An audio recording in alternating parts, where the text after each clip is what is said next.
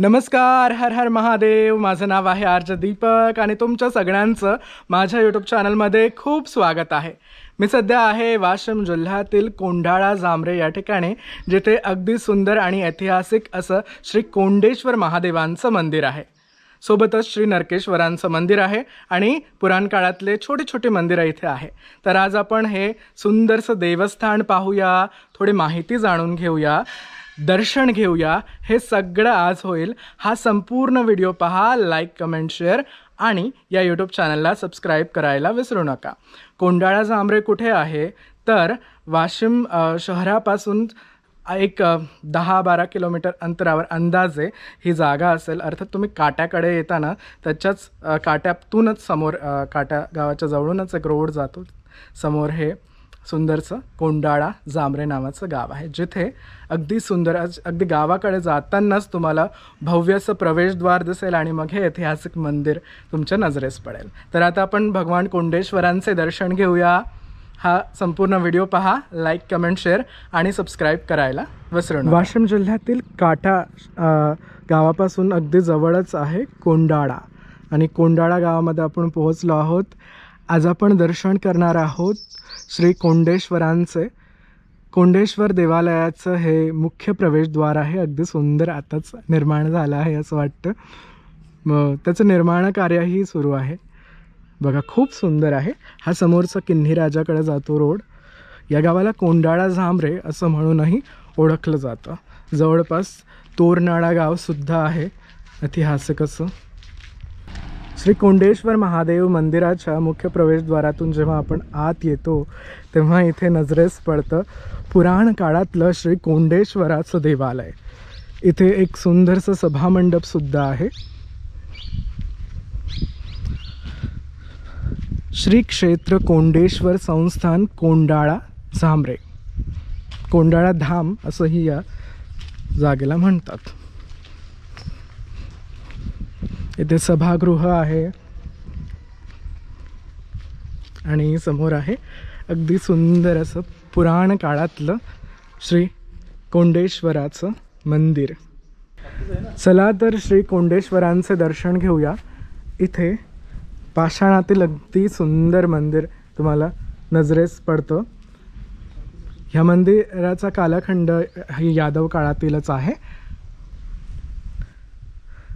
चला तर आज जाऊया आणि भगवान कोंडेश्वरांचे दर्शन घेऊयात.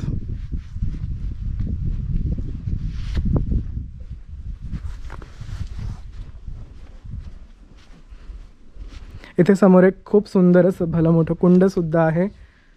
इथनं तुम्हाला श्री भगवान कोंडेश्वरांचं देवालय दिसेल. कोंडेश्वर अर्थात महादेव. इथे 2 मंदिर आहे ऐतिहासिक असे. एक तर कोंडेश्वरांचं मंदिर आणि दुसरं नरकेश्वराचं मंदिर, भगवान नरकेश्वर. हे पुराण काळातलं कुंड आहे. हे बघा, ज्याचं निर्माण कार्यही सुरू आहे सध्या. चला आज जाऊया आणि श्री कोंडेश्वरांचं दर्शन घेऊया. छोटासा रस्ता आहे, मुख्य प्रवेशद्वार. हा सभामंडप आहे छोटासा असं, पण खूप सुंदर आहे. खांब आहेत पुराण काळातले. इथे 2 नंदी आहेत. नंदीदेवांनाही नमस्कार करा. बघा, आता आपण श्री कोंडेश्वरांचे दर्शन घेऊया. चला. ओम नमः शिवाय. तर श्री कोंडेश्वर भगवानांचं दर्शन घ्या. बघा, खूप सुंदर शिवलिंग आहे. प्राचीन मंदिर आहे. नमस्कार करा.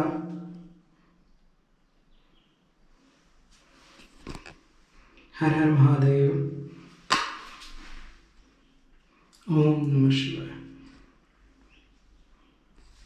आणि इथे समोरच पार्वती मातेची अगदी सुंदर एक प्रतिमा आहे.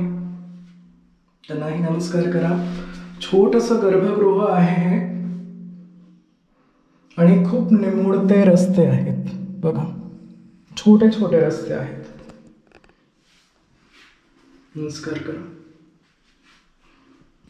तर श्री कोंडेश्वरांचं आपलं दर्शन झालं आहे. हे बघा अंतराळाचा भाग आहे, खूप छोटासा भाग आहे. नंदीदेव आहेत सुंदरसे दोन. चला आता आपण बाहेर जाऊयात. देवालयाचे द्वार ना खूप छोटे छोटे असे आहेत दोन्ही, पण आत हे खूप असं हाईट याची वाढून जातं. बाहेर जाऊयात आपण. समोरच यज्ञकुंड आहे, समोर श्री संत निवास सुद्धा आहे. श्री कोंडेश्वरांचं आपण दर्शन घेतले. इथे हनुमंतरायांचं एक छोटंसं मंदिर आहे. समोर श्री नरकेश्वरांचं एक मंदिर आहे. हनुमंतरायांचं दर्शन घेऊया. हे बघा खूप सुंदर अशी त्यांची प्रतिमा आहे. बाजूला श्री गणेश सुद्धा आहे, त्यांनाही प्रणाम करा.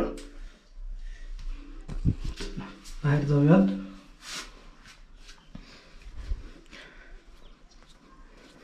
इथे खूप मोठं असं कुंड आहे, पाणीही आहे कुंडात. इथे मागे रामचंद्र पादुका आहेत. ह्याही पुराण काळातलंच स्थान आहे. आणि बघा पाषाणातील आहे. समोर काही प्रतिमा आहेत. हे बघा एक घोडा आहे.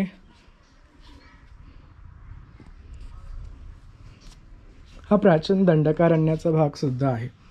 इथे हे महादेव असावेत. या देवी आहे खरं तर. आत महादेव आहेत. श्री रामचंद्र पादुका आहे तिथे, भगवान श्रीरामांची पादुका. आणि हे महादेव. चला आणखी दुर्गा मातेचंही मंदिर आहे, नरकेश्वराचंही मंदिर आहे. पुराण काळामध्ये प्रभू श्री रामचंद्र सुद्धा इथे येऊन गेले, याचा अर्थ. या दुर्गा माता आहेत. वर श्री गणेश आहेत. आत दुर्गा मातेची अगदी सुंदरशी प्रतिमा आहे, त्यांनाही नमस्कार करा. तुळशी वृंदावन आहे. इथेही नंदीदेव आहेत. आणि हे श्री नरकेश्वराचं मंदिर आहे. पुराण काळातीलच मंदिर आहे.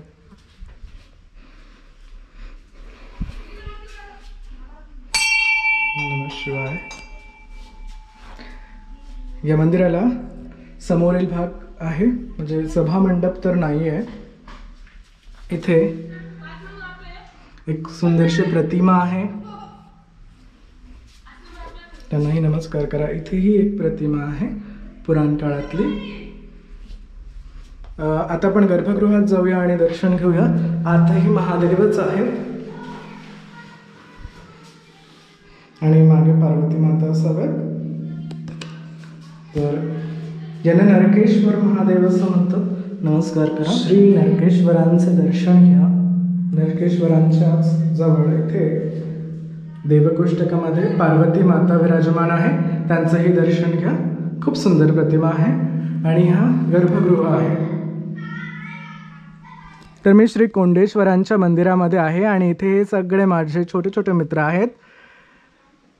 अगदी इकडे तुम्ही इथे कशासाठी आला होता? हातपाय धुण्यासाठी? अच्छा, सेवाही करता तुम्ही कोंडेश्वराची. कितवीला आहात सगळे? 9वी मध्ये. आज सुट्टी आहे का? शनिवार. अच्छा, सकाळची शाळा. श्री नरकेश्वराच्या मंदिराच्या अगदी समोरूनच इथे पायऱ्या आहे, ज्या या ऐतिहासिक कुंडाकडे तुम्हाला घेऊन जातील. यातलं पाणी अगदी शुद्ध आहे, म्हणजे खालचं तळ तुम्हाला दिसेल एवढं आहे. पण याचं जे निर्माणाधीन कार्य आहे ते सध्या चालू आहे. श्री हनुमंतरायाच्या मंदिराच्याच बाजूला एक विहीर सुद्धा आहे आणि त्या विहिरीमध्ये भरपूर पाणी आहे. So let me just show you that. अगदी तुम्ही पायऱ्यांनी खाली जाऊ शकता. झरेच झरे आहेत सगळीकडून. सुंदरशी विहीर आहे. खूप जवळ आहे ना पाणी. पाण्याची पातळी खूप वर आहे ना इकडे.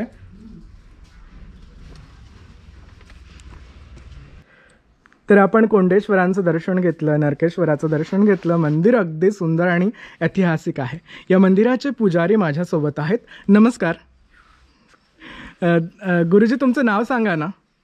माझं हां, तुमचं नाव? माझं माधव.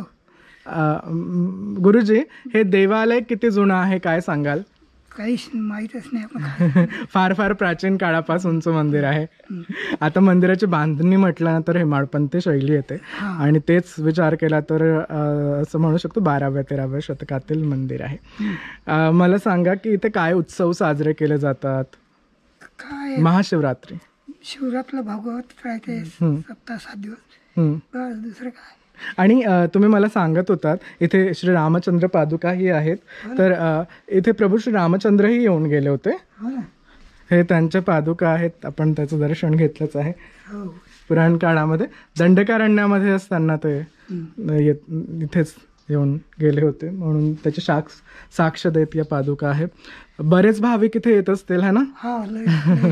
जसं मी शोधत आलो, खरं याची माहिती होती मला, पण मी पहिल्यांदाच इथे आलो. आणि भागही अगदी सुंदर ऐतिहासिक आहे. खूप भव्य असे झाड आहेत, मोठे मोठे झाड आहेत इथे. आणि ह्या कुंडाचं आता काम चालू आहे. सुंदर असं कुंड आहे. या माहितीसाठी सगळ्या गुरुजी खूप खूप धन्यवाद. नमस्कार, खूप धन्यवाद. तर मला खात्री आहे की माझं श्री कोंडेश्वरांचं दर्शन तुमच्या सगळ्यांना नक्की आवडलं असणार. जेव्हा केव्हा तुम्ही वाशिम शहराच्या आसपास असणार, कोंडेश्वर महादेव अगदी जवळ आहेत. कोंडाळा जांभरे गावामध्ये हे ऐतिहासिक प्राचीन काळातलं मंदिर आहे. आपण कोंडेश्वरांचं दर्शन घेतलं, श्री नरकेश्वरांचं दर्शन घेतलं, श्री हनुमंतरायाचं दर्शन घेतलं, सोबतच इथे श्री रामतीर्थ पादुका आहे त्यांचंही दर्शन घेतलं. छोटे छोटे ऐतिहासिक स्थाने आहेत इथे. अगदी सुंदर देवालय आहे. तुम्ही जर आलात ना इथे तर एका दिवसाची ट्रिप सारखंही होईल तुमचं. खूप सुंदर देवस्थान आहे. आय होप ही सगळी माहिती तुमच्या सगळ्यांना आवडली असेल. जर आवडली असेल तर नेहमीप्रमाणे लाईक, कमेंट, शेअर आणि या यूट्यूब चॅनलला सबस्क्राईब करायला विसरू नका. भेटूया लवकरच एका नवीन ठिकाणी नवीन जागेसोबत. तोपर्यंत thank you very much for watching this video. Bye, take care. हर हर महादेव. चला, आपलं दर्शन झालं आहे. आता आपणही निघूया. इथनं आता जायचं आहे वाशिमला. वाशिमवरून जायचं आहे मला अकोला आणि अकोल्यातून खामगाव. वड वृक्ष आहे, वडाचं झाड आहे, पारंब्या आहे त्याला मोठं मोठं. हे बघा केवढा मोठा असं सभामंडप आहे सुंदरसा.